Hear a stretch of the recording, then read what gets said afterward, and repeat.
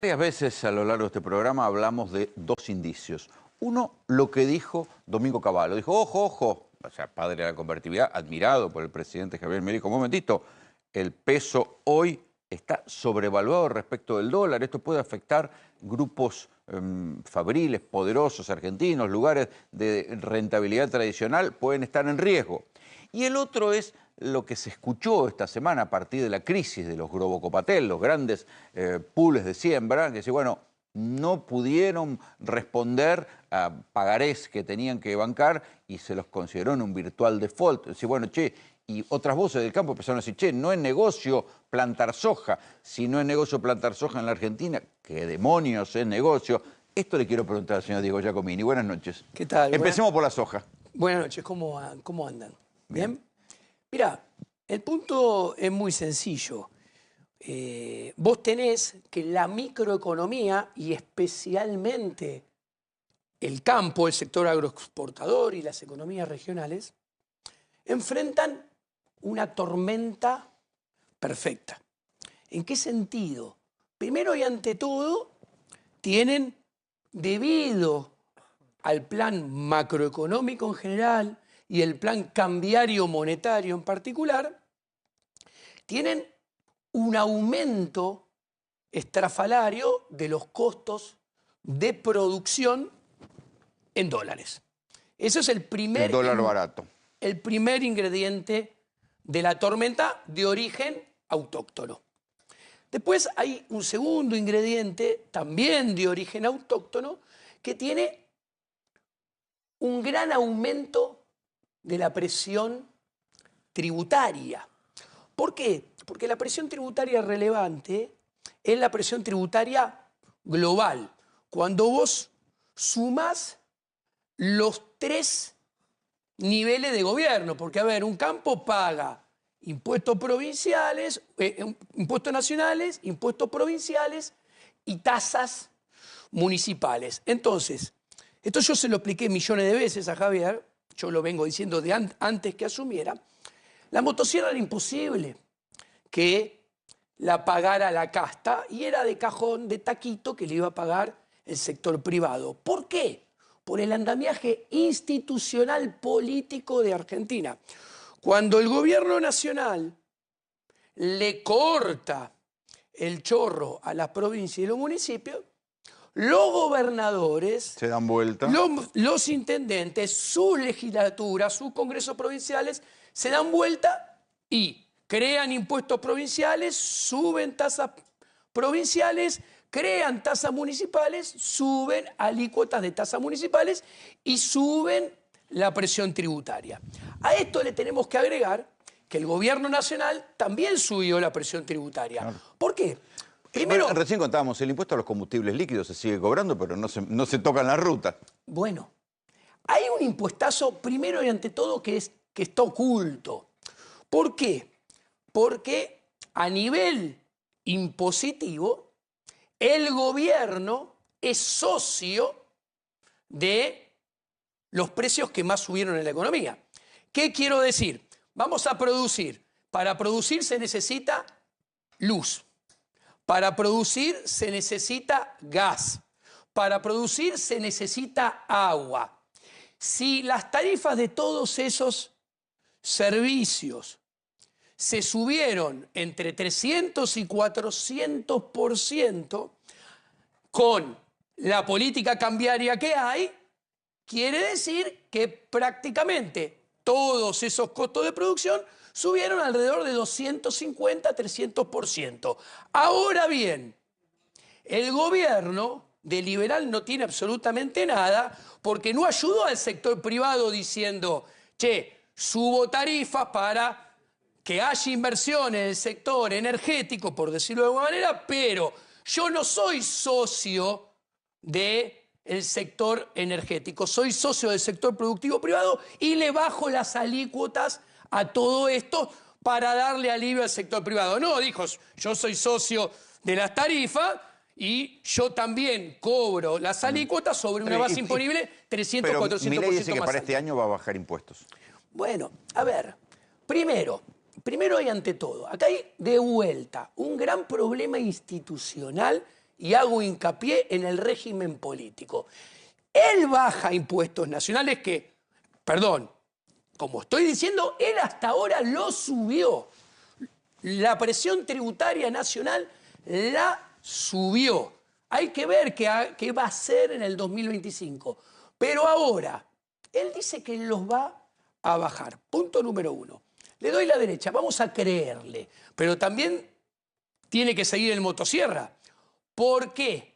Porque el superávit fiscal como resultado, o como objetivo, mejor dicho, de política económica, exige que, dado que los intereses de la deuda en pesos, por ejemplo, de ALECAP, que surgen de la capitalización, que surgen, perdón, del swap, del cambio de deuda de Banco Central por deuda de Tesoro, se capitalizan y algún día va a haber que pagarlos, esos intereses debajo de la alfombra, crecen, lo cual... Me inquieta, porque estás coincidiendo con Lecher. ¿De cuál? Me inquieta. ¿Qué vamos a hacer? Me inquieta. Estas cosas... No quiero ponerlos nerviosos, chicos. Pero ¿sabes qué pasa? Que cuando las mentiras son tan groseras, coinciden el de Boca y el de River. Cuando los problemas son tan grandes, como cuando se muere el Diego, y vos ves la foto de lo de Boca y lo de River abrazados. Hay cosas que exceden, que son tan descarnadamente verdad, y que hay un poder político, como todos, bajo otro maquillaje que lo pretende ocultar, como todos, que los extremos diferentes dicen, no, pará, tan tontos no somos. Esto es la contabilidad creativa más grande de la historia. ¿Qué quiero decir?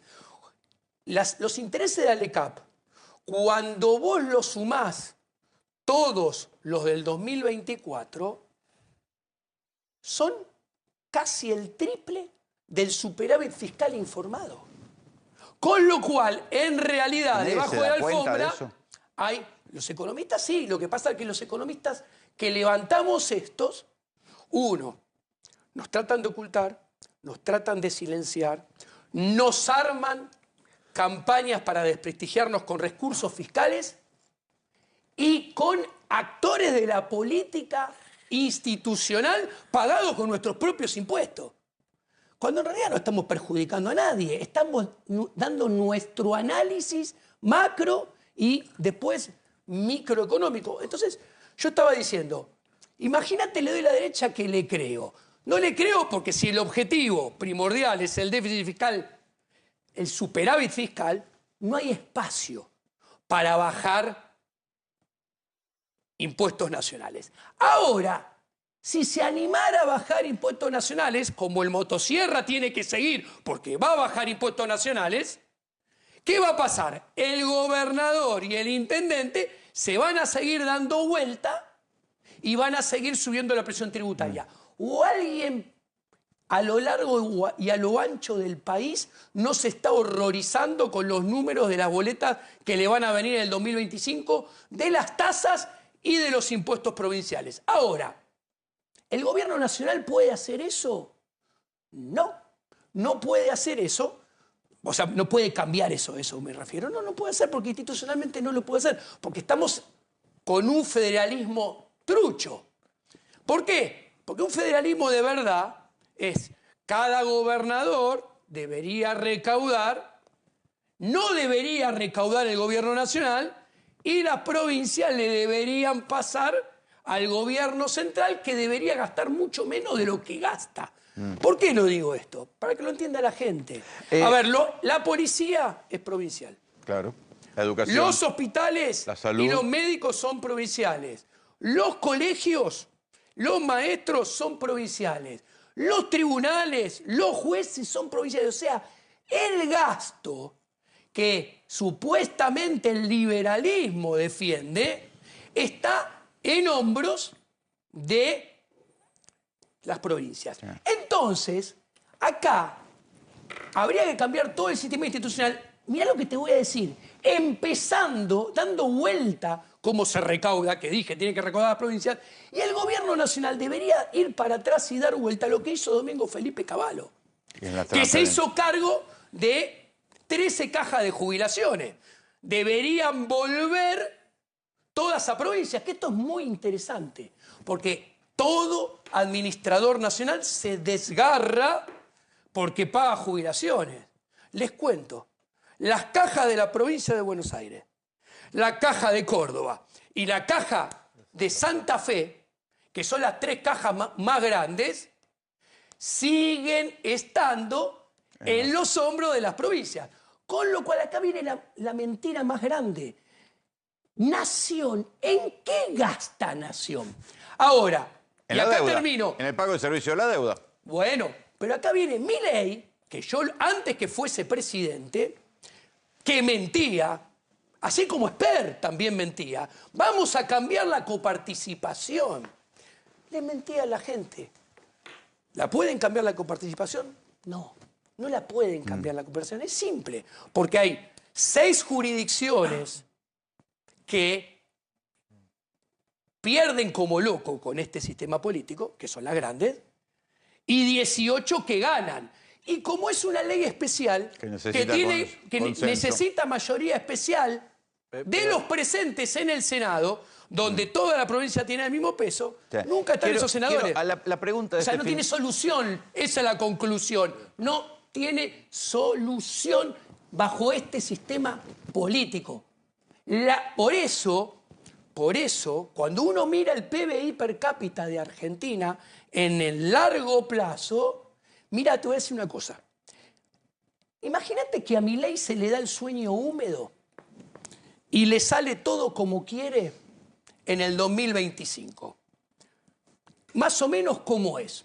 Mira, el PBI rebota más 4.6, más 4.7%, que es un supuesto muy bueno, porque mes tras mes, a lo largo de acá, hasta final del 2025, la economía, mes contra mes anterior, se recupera 0.3.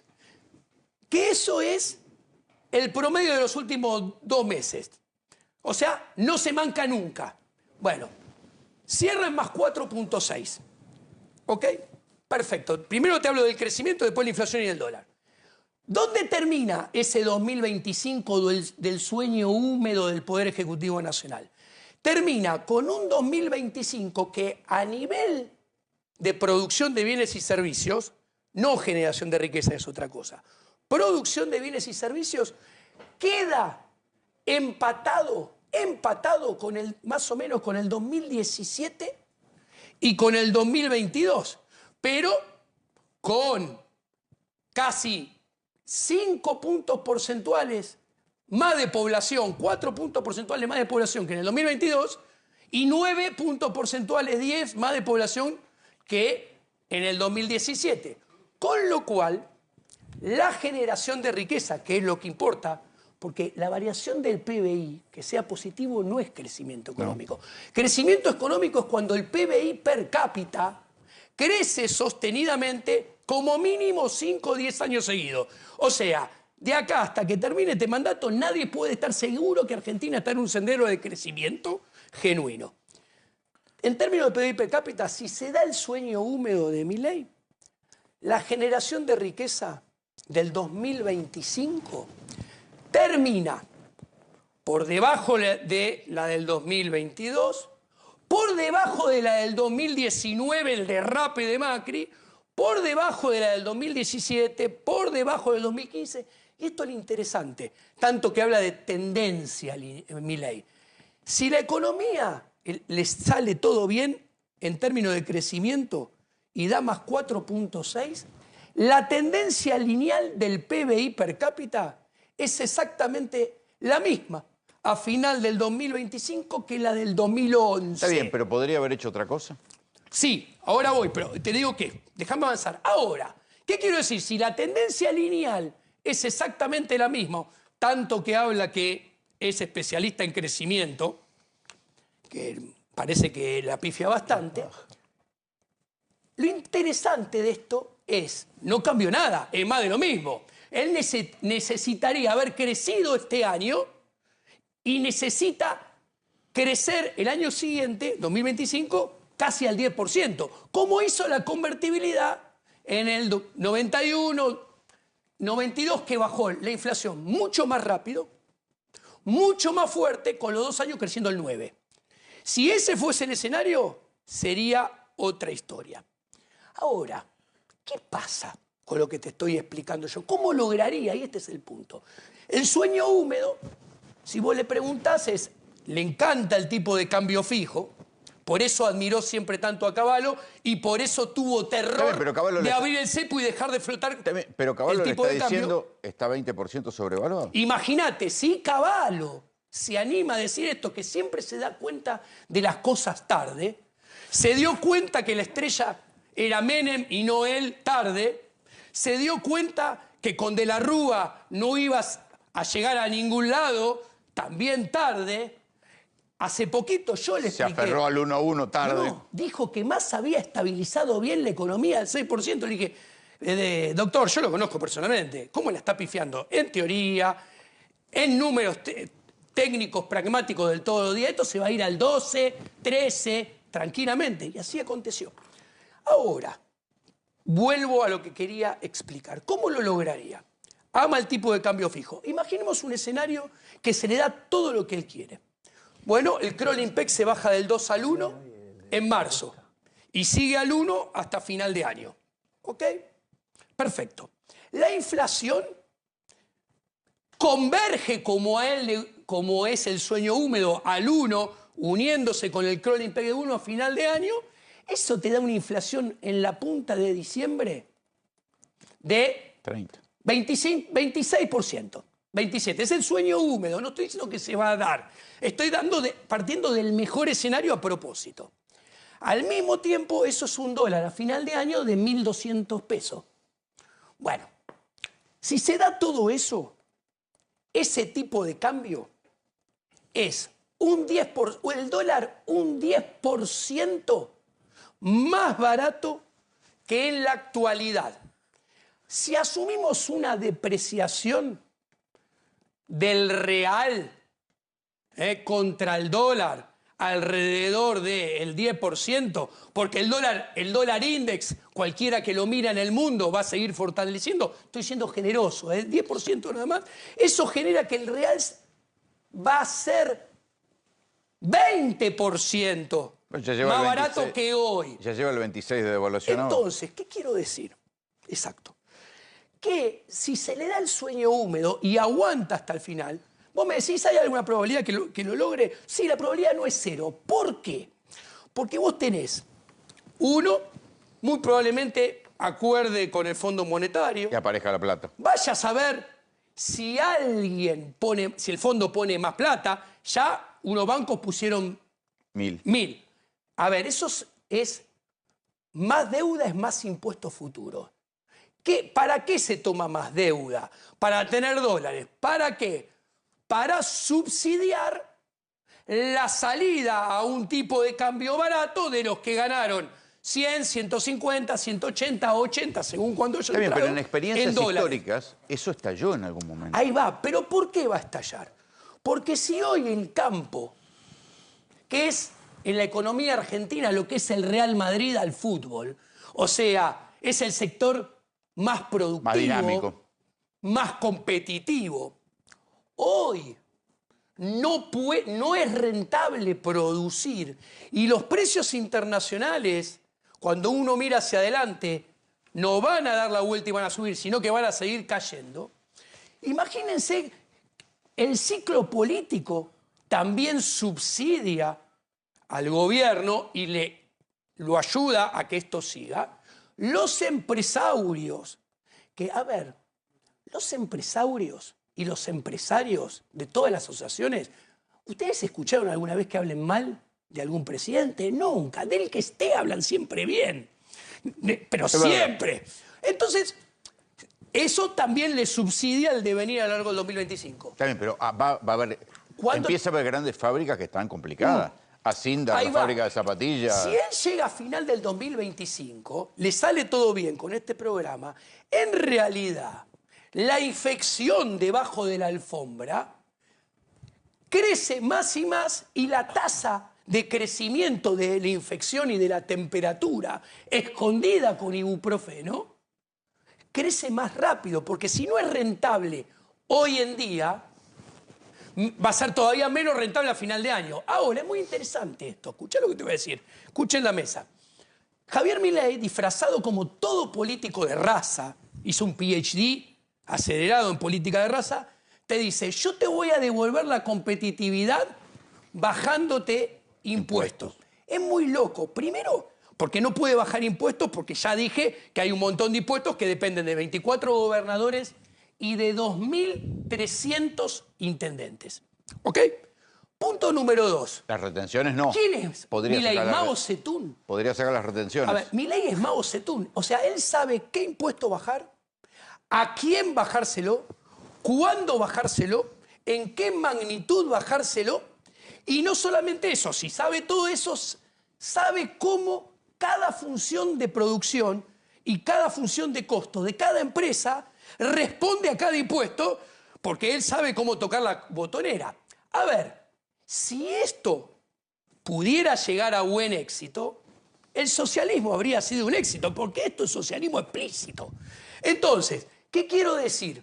Que él no le puede devolver al sector privado competitividad bajando impuestos. Es otra mentira. Es lo que dijo ayer, ¿eh? Pero por eso lo estoy diciendo. Pero a ver, analicemos. Es un político de raza. ¿Por qué? Porque hace lo mismo que los anteriores gobiernos. Él viene y te quiebra los huesos. O sea, los K venían y te quebraban el fémur. ¿Por qué? Porque emitían, te cobraban impuesto inflacionario, ¿entendés? Y después te decían, pará, yo te doy una muleta de madera porque te quebré el fémur. Viene Milei y con este plan económico que te aumenta los costos de producción, hace lo mismo pero con otro nombre, porque viene y te quiebra el peroné. ¿Por qué? Porque te aumenta los costos de producción en dólares, porque te plancha el dólar. Y te dice, che, yo te voy a dar también una muleta. No es de madera como la de los K, que te regalaban el dólar. No, yo te voy a dar una muleta de hierro porque yo te voy a bajar impuestos. Es lo mismo en otro envase.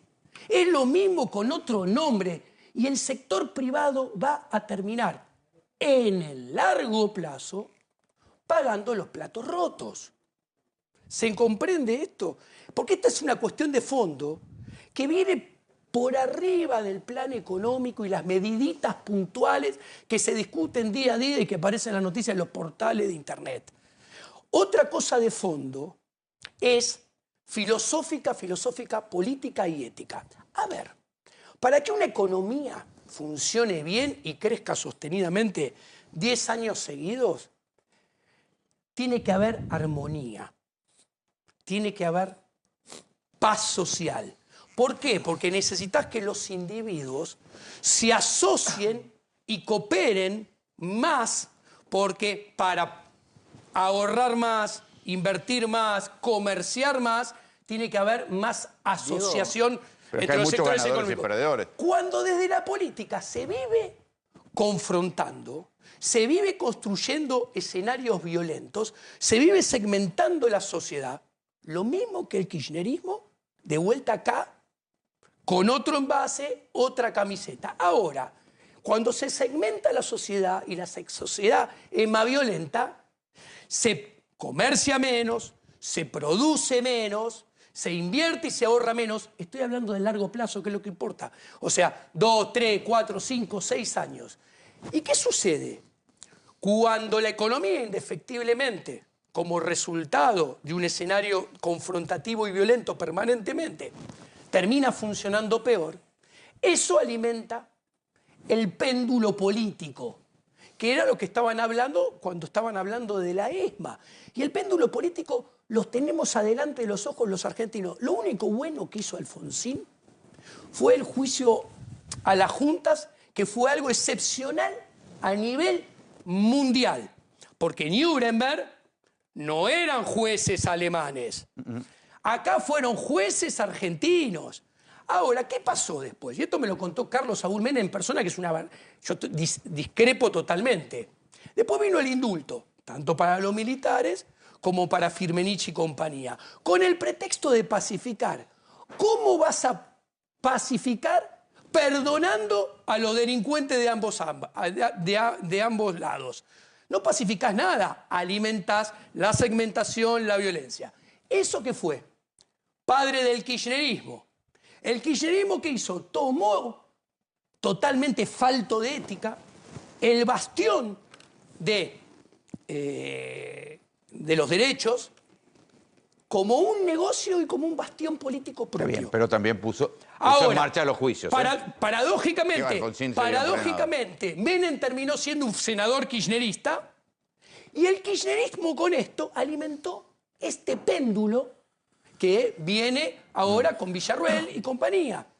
Ahora, en este marco, ¿quién puede animarse a apostar que el péndulo no va a volver? Porque el péndulo se mueve, va de derecha a izquierda. Esto depende del fracaso, ¿no? Sí, Hernán.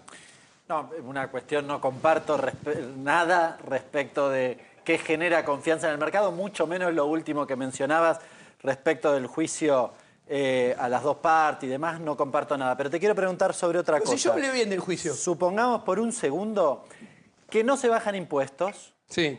Y que olvidémonos por un segundo la capitalización de los intereses. Digo, es olvidarse algo grande. En lo que coincidían, sí, en lo que coincidían. Pero quiero llevarte este escenario, por un año, supongamos. No te lo digo más porque estoy pensando en el proceso electoral. Milei tiene posibilidades de sostener este tipo de cambio apreciado con una cuenta corriente que ya es deficitaria y bastante deficitaria. Mira, yo creo que es parte del problema de la política institucional. Este ciclo electoral que hace que estemos en campaña política cada 18 meses, o inclusive menos, yo con el paso del tiempo me he sorprendido porque subsidia cualquier animalada. Subsidió a Sergio Tomás Massa. Y en el pasado, también, por ejemplo, en el 2017, subsidió a Macri, que Macri gana al galope las elecciones de medio término del 2017. Y se estrella. Con un plan económico que a todas luces era un desastre, ¿no? Entonces, yo no descarto, uno, que a Javier no le va a ir excepcional en las elecciones, que tal vez necesitaría que le fuera excepcional, pero le va a ir bien, porque parte, la gente quiere tener esperanzas de que va a venir un político y por arte de magia, a uno le dicen magia, a otro le dicen fuerza del cielo, le resuelva todos los problemas. Entonces, después de la elección, ¿qué hace Milei si le va más o menos bien? ¿Cómo? Después de la elección, ¿qué hace si le va más o menos bien? Yo creo que está en un callejón sin salida, porque si se le da el sueño húmedo y que tiene chances que se le dé, no le asigno ninguna probabilidad, porque no es sacar el dedo por la ventana, si le va bien, él deja va a dejar una microeconomía en el último trimestre postelectoral del 2025 totalmente carcomida en lo productivo, en lo rentable, en la capacidad de hacer negocios. ¿Y qué sucede? A ver, una economía... bueno, tarde o temprano siempre termina así el cuento. Siempre termina así. Porque, sí, pero ¿se puede hacer otra cosa que no sea devaluar? Mira, yo lo dije siempre, yo hubiera hecho cosas totalmente diferentes desde el minuto cero. ¿Ok? Con respecto al plan económico. A ver, veníamos del peor gobierno de la historia, con el peor ministro de la historia, Sergio Tomás Massa, y era la oportunidad de oro de echarle la culpa de todo lo que ibas a hacer en los primeros meses. Milei lo hizo. No, pero mal. A ver, yo hubiera liberado el cepo. A ver, a noviembre, que es el último dato oficial que hay, que es mentiroso. Esto lo tiene que saber la gente. Es mentiroso porque no refleja la verdad, no porque toquetean los números. A ver, la canasta del IPC es del 2016, cuando el PBI per cápita era, redondeando, 14% más alto que hoy en día. ¿Qué quiero decir? Es una sociedad infinitamente menos pobre que la de hoy. Con lo cual, la gente gastaba de otra manera. Si yo te digo que el IPC de hoy en día asume de que de cada 100 pesos que gasta el consumidor argentino promedio, escuchá lo que te voy a decir, medicina prepaga, expensa, luz, gas, agua y colegios, se lleva solamente 40 de 100, vos te estás diciendo, che, el IPC realmente no refleja la realidad, es una porquería. Segunda vez que coincidís con Lecher. Ahora, y cierro, Segunda vez, ya están raros, ¿eh? todo el gasto que está pisado es lo que aumentó 300, 400%, toda la inflación es mucho más alta. Giacomini, escúcheme una cosa. a Sí, ver. lo escucho, señor, que no me tutea. No, yo no tuteo. No soy. A los amigos tuteo nada más. Escúcheme una cosa. Mi pregunta tiene que ver con esto. Ahora viene el pago este mes de 4.000 millones de dólares de los bonos soberanos. En julio se repite. Bien. Ahora, de decir que lo que estamos viendo de la reserva de 32.000 va a volver abajo de los 30, va a estar en 28, 27, van a quedar así. Y después viene el tema de si el campo liquida o no. De eso no hablamos. Usted me está diciendo capaz que le sale bien. El campo a estos precios de la soja internacional y a este precio del dólar, ¿usted cree que alegremente empieza en marzo a desprenderse de la cosecha? Yo dije, capaz le puede salir bien. Yo estoy hablando, fui muy claro. Empecemos por el mejor escenario, que es el sueño húmedo del Poder Ejecutivo Nacional. Eso no quiere decir que yo no piense que macroeconómicamente está lleno de riesgos por todos lados y que pueda no salirle. Claramente también hay una probabilidad de que no le salga. Es otra condición con respecto al comienzo del año pasado y además hay toda una cuestión de esto de Brasil, que no se puede poner la sombrilla, estaban contando, eso empieza a impactar en la balanza comercial. Bueno, ¿no? a ver, es un plan económico, para que lo vean, que de acá hasta que termine el 10 de diciembre del 2027 necesita que toda la economía mundial, que los principales socios comerciales de Argentina, que Brasil no estornuden y necesita que el mercado interno no se refríe. Ahora, esto lo sabe Javier. Va en crisis. Bueno, esto lo sabe Están Javier. cerrando. Perdón, La regla dato- en política el económica dato- es que nada salga como vos pensás que va a salir. ¿Cuántas empresas cerraron? 12.000. Pero a mí no me sorprende. O sea, yo trabajo mayoritariamente con la economía real. Yo no me llevo bien con el sector financiero. ¿Por qué? Porque es muy sencillo. Vos tenés un sector financiero que está exultante de corto plazo y una economía real que está pesimista de mediano y largo plazo. Ahora, para que una acción valga cada vez más, las empresas tienen que producir cada vez más, vender cada vez más, comerciar cada vez más. Para que un bono de un país valga cada vez más, vos tenés que tener una macroeconomía que crezca sólidamente, sostenidamente, cada vez más para que la deuda sea más fácil de ser pagada y la deuda se achique. Y bueno, vos fíjate que si sucede todo lo que necesita la economía financiera para que la economía real haga el catch-up de la financiera y vayan las dos juntas, no sucede. Sucede exactamente lo opuesto. Entonces, lo más probable es que si todo sigue así y no hay cambio de fondo, en algún momento la economía financiera haga el catch down hacia la economía real. ¿Por qué? Porque no pueden ser dos calles paralelas que nunca se juntan. ¿Por qué? Porque la economía financiera depende de la economía real. A ver, en economía hay un orden. Es los caballos, el carruaje. No puede haber, lo doy vuelta, el carruaje adelante, los caballos detrás. Primero hay que producir para después consumir y ahorrar. No es consumo primero, después produzco. ¿Qué Está bien, quiero pero decir? la producción está en crisis. Ahí está. Está bien, pero si suponete- la producción está está en bien, crisis, pero lo financiero suponete- no puede ir para arriba. Pero suponete que estemos frente a un cambio de matriz productiva, ¿sí? El que no solo sea el Real Madrid del campo, sino que también el oil and gas, como dicen ahora, que se ponen finos, y el litio, y todo esto traiga tantos o más dólares del campo, ¿sí? Y que no convenga, no sea negocio fabricar un carajo en la Argentina. ¿Quién está pensando ese cambio de matriz productiva? Pensando no lo está pensando nadie, pero te contesto, pero muy arteramente. Es un cambio de matriz productiva. Necesita 3, 4, 5 años para plasmarse, porque implica pensar ver oportunidades, identificar oportunidades, pensar cómo las llevo a cabo, buscar el financiamiento, empezarlas a ejecutar y hasta que están maduras pasan 3 o 4 años. ¿Ok?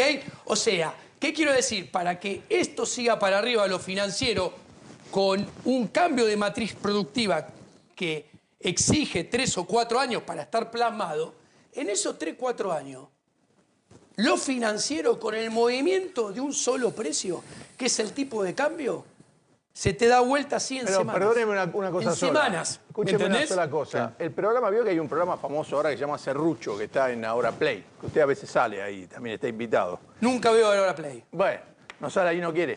No, Bueno, he ido una vez, pero... Pero, perdón, lo que está en la Argentina es el tercer año que la bolsa... Hay muchos que no me quieren escuchar. Que hable, perdón. El tercer año que la bolsa argentina bate récords. Sí. Y lo llamativo es que lo batió en 2 años también del gobierno de Alberto Fernández. Pero este año de Milei es increíble exponencialmente cómo ha crecido. Mi pregunta es, lo que no hay es serrucho. Es como si fuera un cohete que va para arriba. Usted ve la bolsa norteamericana y sube y baja y va hacia arriba, pero tiene correcciones. Acá no hay corrección, está todo que vuela. A mí me asusta eso. Es raro eso. Porque si vos mirás ese mismo periodo que vos estás diciendo, cuando vos ves el PBI y vos ves el PBI per cápita, va para abajo. Entonces, ¿cómo puede ser que el mercado bursátil vaya todo para arriba y las empresas de la economía real produzcan menos? Y la generación de riqueza del PBI per cápita se caiga. ¿Tiene pie de barro? Y claro. Diego, gracias por venir. Un placer enorme. Gracias. Gracias por invitarme.